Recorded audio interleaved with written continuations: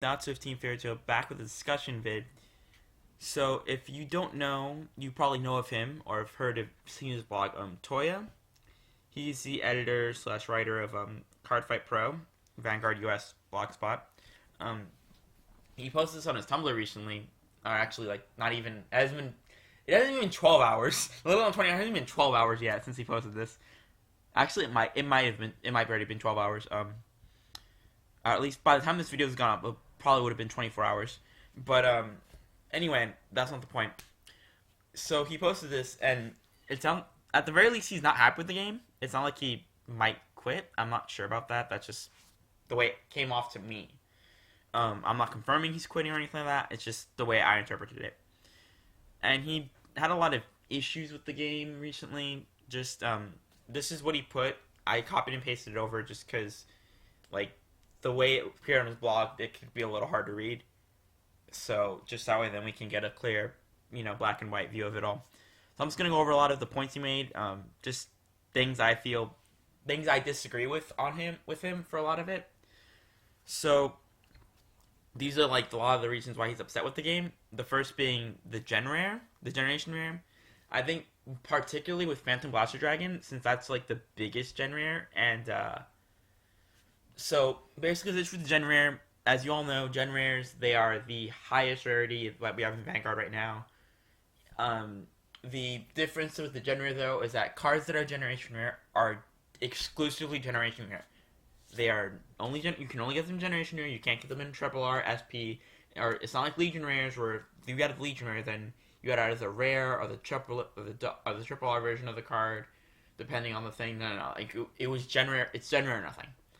And how basically this is creating like $150 plus singles, which honestly I think the only gen rare to hit that level would be Phantom Blaster Dragon.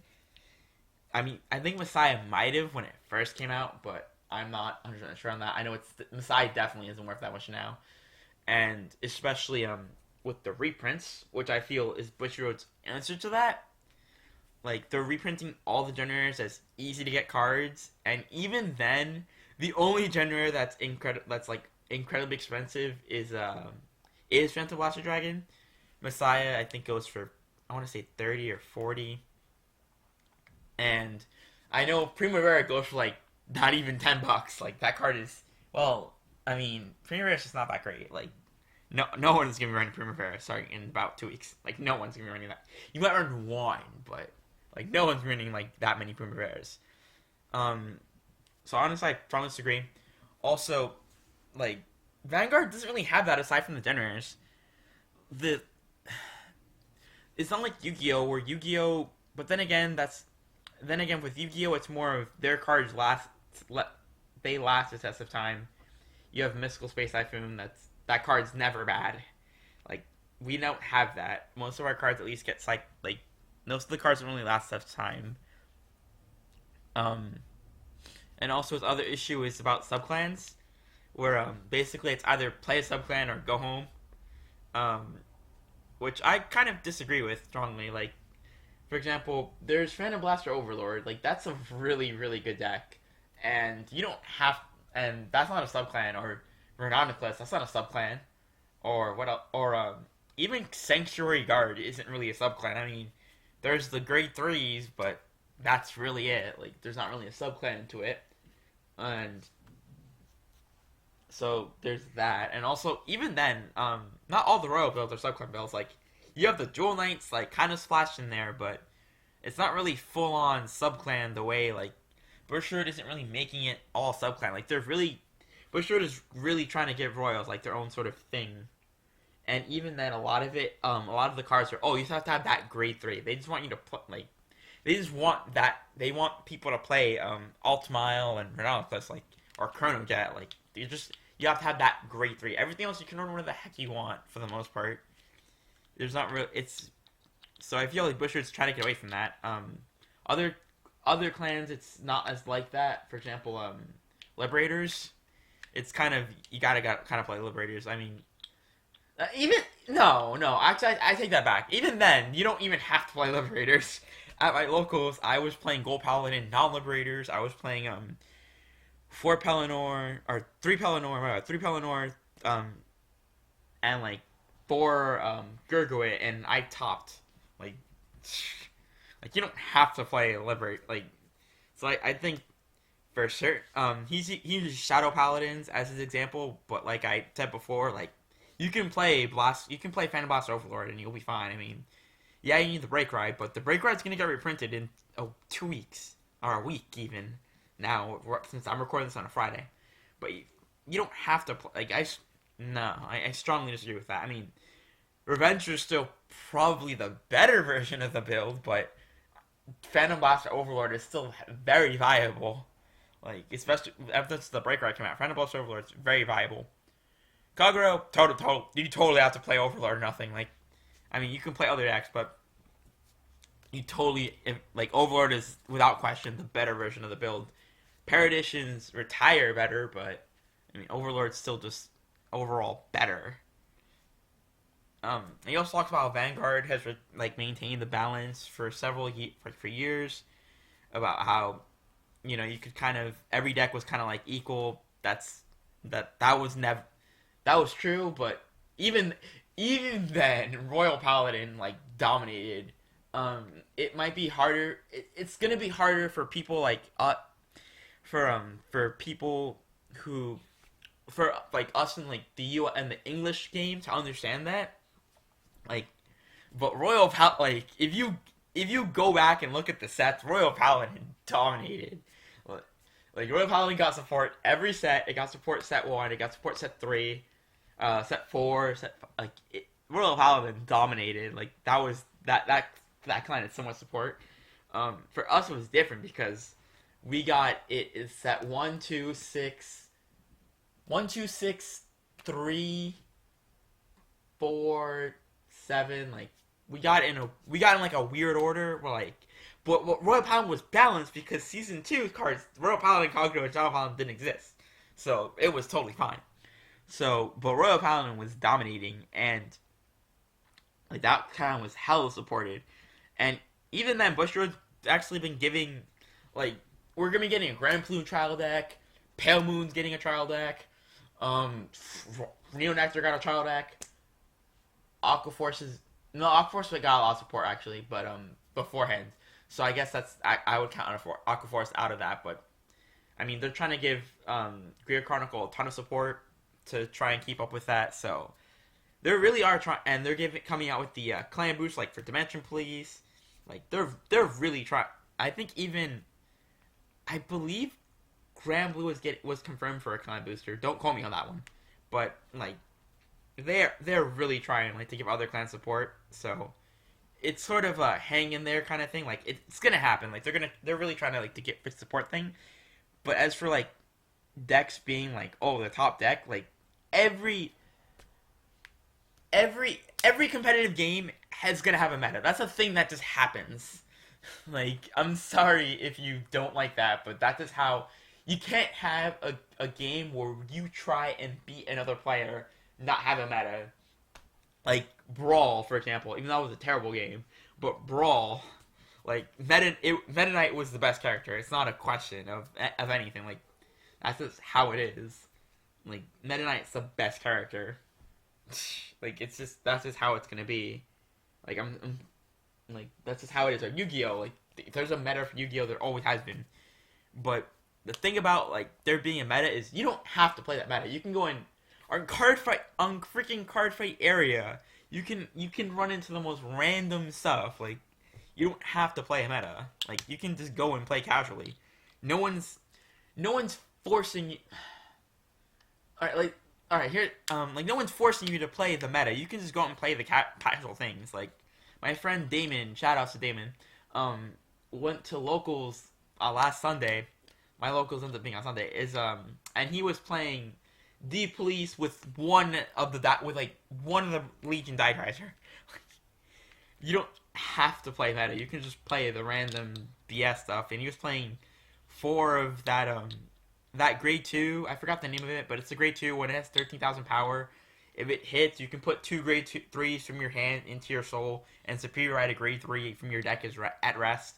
Like, it was Like, and he topped too. Like, he topped with that deck. He did almost as good as I did. But like, you don't have to play meta to like have fun with the game. With any game for that matter, you can just go out and play casual stuff and just go out and play whatever.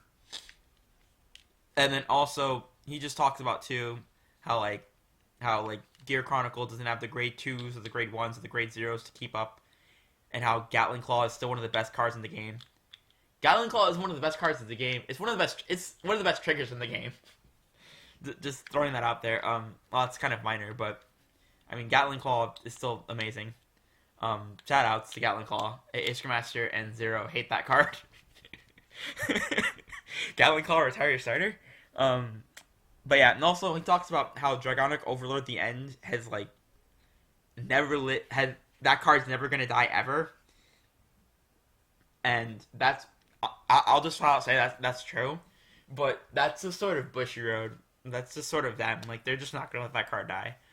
Like, they didn't have to make the X. Like, I don't know why that card was made. That card's a good card. I love that card.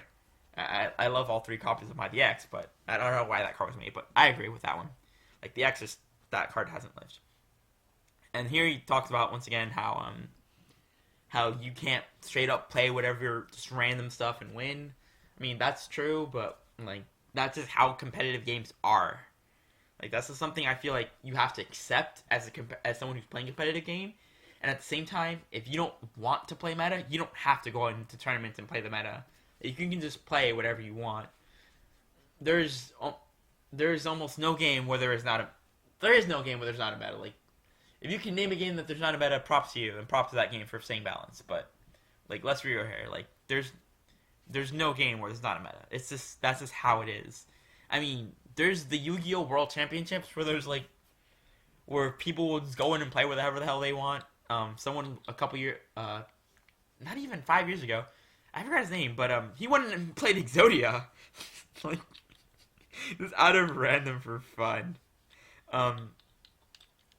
His other issue, although I feel like this is the other point I agree with him on, is where Bushiroad has pretty much made it clear to everyone that they're never gonna do a best of 3, which I agree is dumb, but like at the same time they've sort of come to compromise with that with G-Assist.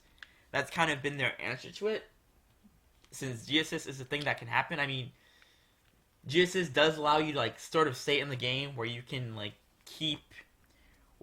basically, like, you can still keep playing, like, you can still G-Assist until your grades, even though you do lose, like, some sort of advantage. A lot of decks now have been, like, there are a lot of decks that can just generate enough advantage where a -2 isn't the end of the world.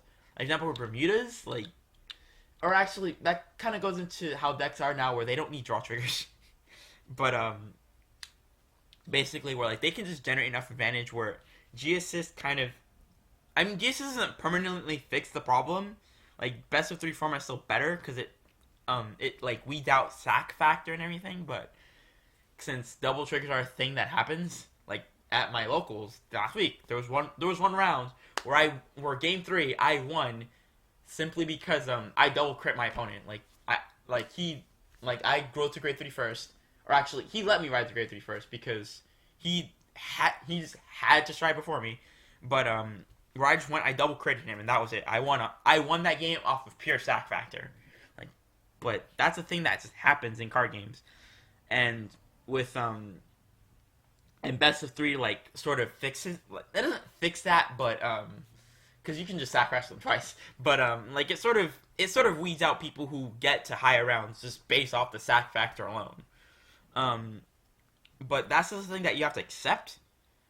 And then he talks about how ARG is kind of like the thing that's going to be going to fix that, but I disagree. But I feel like my disagreement with that is more of my issue with ARG as a company, as opposed to just like but even then, my issue with the ARG as a company, I feel like is more Yu-Gi-Oh related. But I'm not going to get into that, since this is about Vanguard, not Yu-Gi-Oh. And also, basically he just goes into how he feels that like the professional card fight or like the tournament scene is basically just anti-championship, and that professional card fight exists as like basically exists like as an anti-Bushiroad thing, and how he just doesn't support it. Um, I honestly disagree. I feel like it's just a different. It's just like different formats, like Konami and it's like kind of like the Konami and Energy sort of thing. But even then, I mean, that's just how it is. Like, I don't think. I think, and even with Konami for that matter, that professional card game companies, or like those companies, are trying to keep. They're trying to keep it as sort of like a fun thing. They don't want like they don't want it to be like, oh, like people make a living off of that. They don't want it to be like Magic the Gathering, where people do make a living off that, like just playing Magic the Gathering professionally. They don't want that, and I mean, as cool as it would be, like to make a living off playing Vanguard, it's something that like if the company doesn't want that to be a thing that happens, I can understand that that's just their wishes. Like that's just how it is. Not really much else to say here on a lot of his views, but that's just my view on what he said. If you want, I'll link to the post down below in the description box so people can like, if you know, I sort of scrolled whatever through the video, you can like read it for yourself. You can see it's, I just copied and pasted it verbatim. But yeah. Anyway, this has been Natsu of Team Fairy Tail signing out.